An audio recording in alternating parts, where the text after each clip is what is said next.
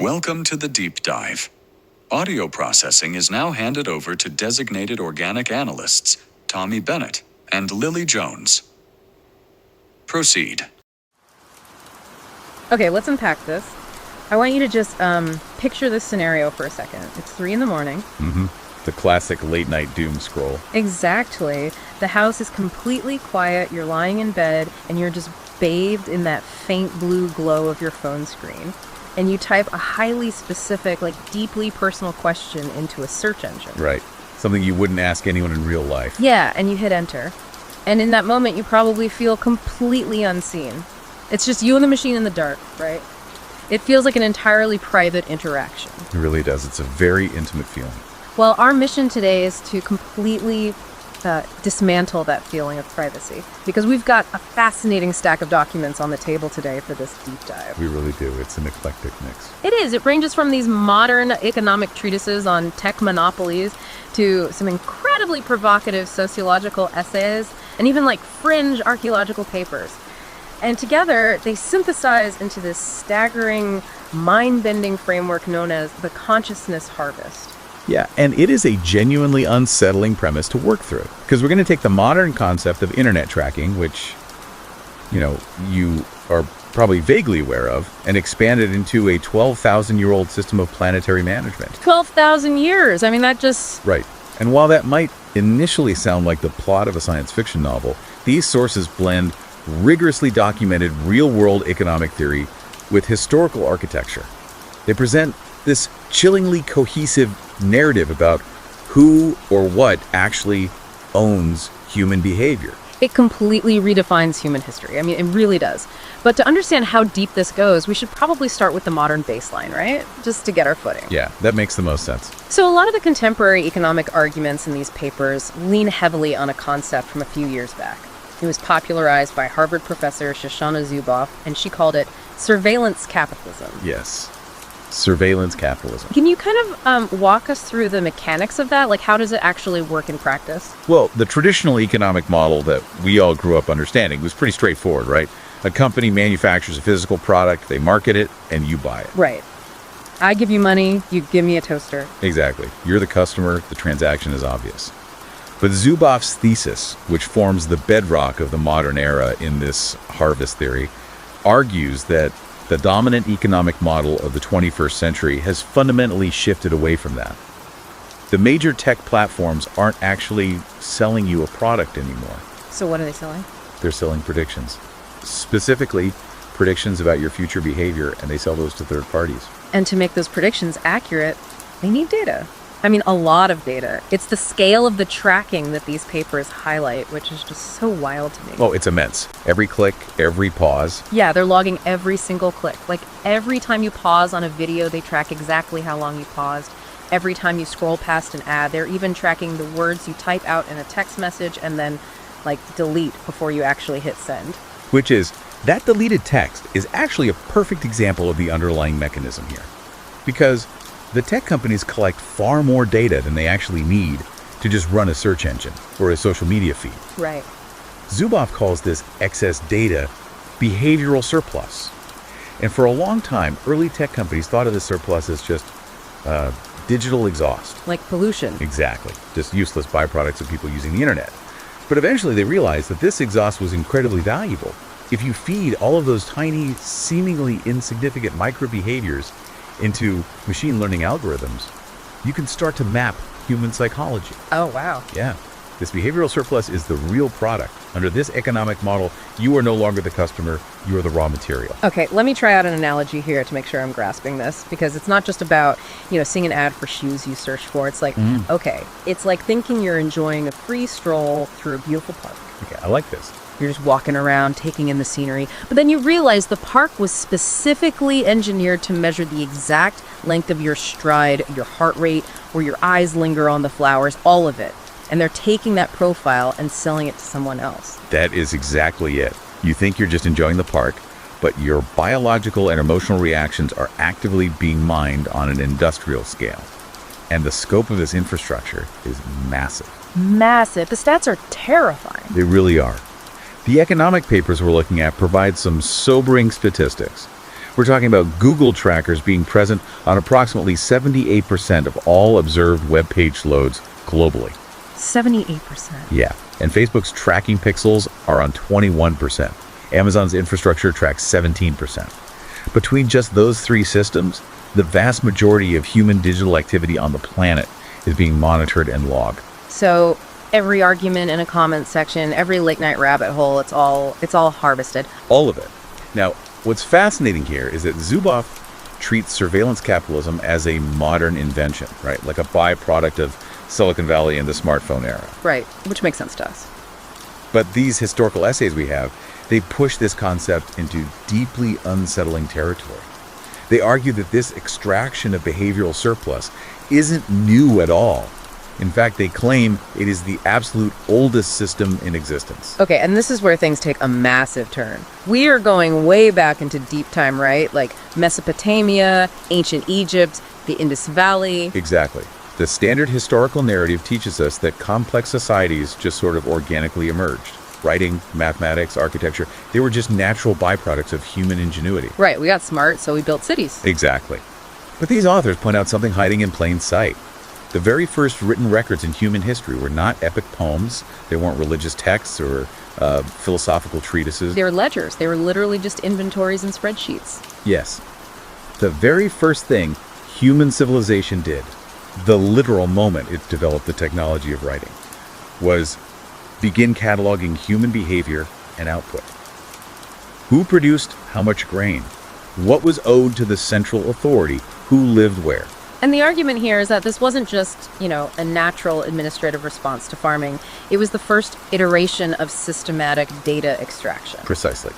A ledger isn't just counting wheat. It's mapping human labor rhythms. It's establishing a baseline of behavioral predictability. Someone or some broader system needed to formalize and record what the population was doing. Okay, I have to eagerly jump in here and talk about the Göbekli Tepe anomaly because the archaeological papers spend a ton of time on this, and it completely reframed how I view ancient history. So it's a crucial part of the puzzle. For context, for you listening, Göbekli Tepe is an archaeological site in modern-day Turkey. It was built roughly 12,000 years ago. That is long before the invention of agriculture, before writing, before anything we consider necessary for a civilization. Right. It's usually described as the world's oldest temple. But these authors frame it completely differently. According to the source, it wasn't a temple at all. It was a data collection site. How does a pile of stone pillars built by hunter-gatherers function as a data collection site? It functions through architectural filtering. The authors suggest the physical layout, these massive circular enclosures and T-shaped pillars, was designed to force nomadic, unpredictable populations into specific, highly controlled pathways. So it ritualized their movements. Exactly. By gathering these disparate groups in one location and standardizing their physical movements, the site essentially calibrated their behavior. It reduced the chaos of hunter-gatherer life into predictable patterns. And the archaeological record supports this with one incredibly chilling detail. The burial. Yes. Once the site had served its purpose, once that behavioral extraction was complete, it wasn't destroyed by enemies, it wasn't abandoned to the elements, it was painstakingly, intentionally buried under thousands of tons of dirt by the very people who built it. Burying the evidence of the extraction once the yield is gathered, it implies a conclusion to a very specific cycle. It does. And if we follow this theory forward through history, the authors outline a consistent, repeatable pattern. At their peak, every major civilization develops three distinct pillars of control. I've got the three pillars right here. Let's walk through the mechanics of how these actually function. The first pillar is a method for monitoring behavior. We see this clearly in ancient Egypt's census and taxation systems. It wasn't just collecting wealth, it was granular data collection. They needed to know household sizes, trades, yields.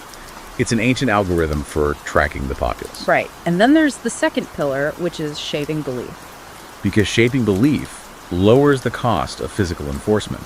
In Egypt, you had pharaoh gods. The Roman Empire used bread and circuses, free food, and gladiatorial games to manage the emotional volatility of the population and keep them compliant. Keep them distracted. And then the third pillar, which is managing memory.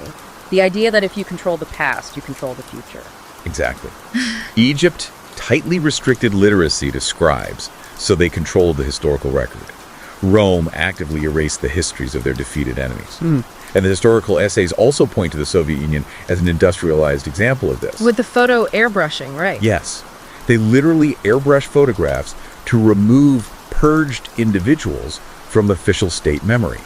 And I want to be clear, the authors use these strictly as mechanical examples of state control, totally independent of the specific ideologies involved, just to demonstrate how memory management scales up with technology. Okay, but I have to push back on this broader premise for a second, because I understand the mechanics of state control, but civilizations collapse all the time for normal reasons, right? Climate change, resource depletion. Are the sources really saying that's planned? Well, the authors argue a really dark conclusion here. They describe civilizations as iterations. The theory proposes that when an iteration gets too complex to manage, when the administrative overhead is just too high, the system fractures. It's an algorithmic collapse. Yes. It clears the board. It effectively wipes the memory of the population, burying the evidence of the previous harvest, just like Göbekli Tepe. The survivors start the next iteration from scratch, totally unaware of the cycle. Okay, so we rebuild, thinking we're making progress, but we're just setting up a bigger net for the next round of extraction. Which brings us to how this works today, the architecture of obfuscation. Right, because this system only works if the people generating the data don't realize we are actually working as raw material. The sources mention the structural obfuscation of human labor. Yes. The systems are engineered so that our daily digital existence feels like leisure or socializing, not labor. But how do you hide a global data farm today? With millions of people online asking questions, here's where it gets really interesting.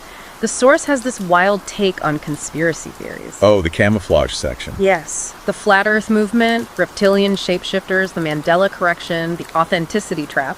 The sources argue these aren't organic internet phenomena. They are manufactured noise. If we connect this to the bigger picture, it's brilliant. If you're running a covert extraction system, censorship just draws a target on the truth. The most efficient way to hide it is to flood the zone with absurdity. So they deploy these wild theories to make people who are asking legitimate questions look completely absurd. Exactly. You see the internet with flat earth theories, so that anyone asking structural questions about data control gets lumped in with the people who think the world is flat. That is terrifying.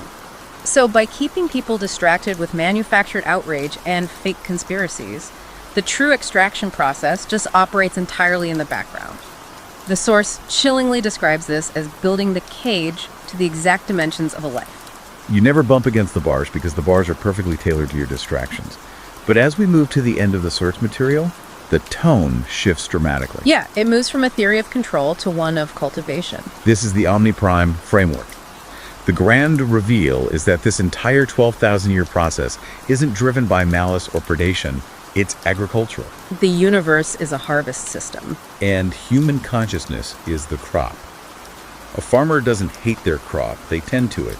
They manage the conditions, harvest at optimal intervals, and then clear the field. So what does this all mean? Like, what is the point of harvesting all this behavior? If we are the crop, what is the yield actually used for? The ultimate prize described in the text is prediction. Prediction. Yes, the behavioral surplus is more valuable than oil or gold, because it allows the system to map the future of human behavior with enough precision to actually shape it. Because at scale, humans are predictable. Highly predictable. If you have enough data, human behavior becomes a solved equation. And the sources claim the current digital age isn't a new phenomenon at all. It's just the most efficient iteration yet. The first one capable of global, real-time extraction.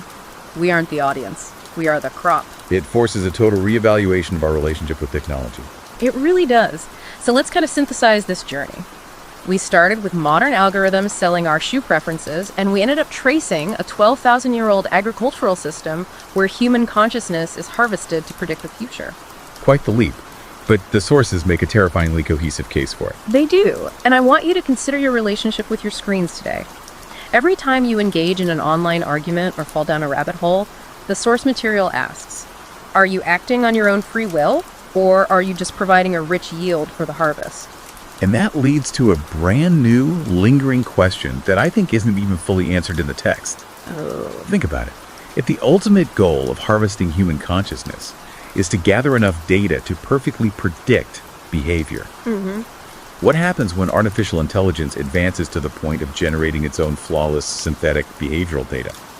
If the farmer no longer needs the human crop to get its predictions, does humanity get retired from the field entirely? Oh, wow. Retired from the field entirely. That is a heavy, heavy thought to leave off on. But it brings us right back to where we started. The next time it's 3 a.m. and you're typing into the dark, just remember, you might just be feeding the soil. Thank you for joining us on this deep dive. Stay curious and keep questioning the invisible systems around you.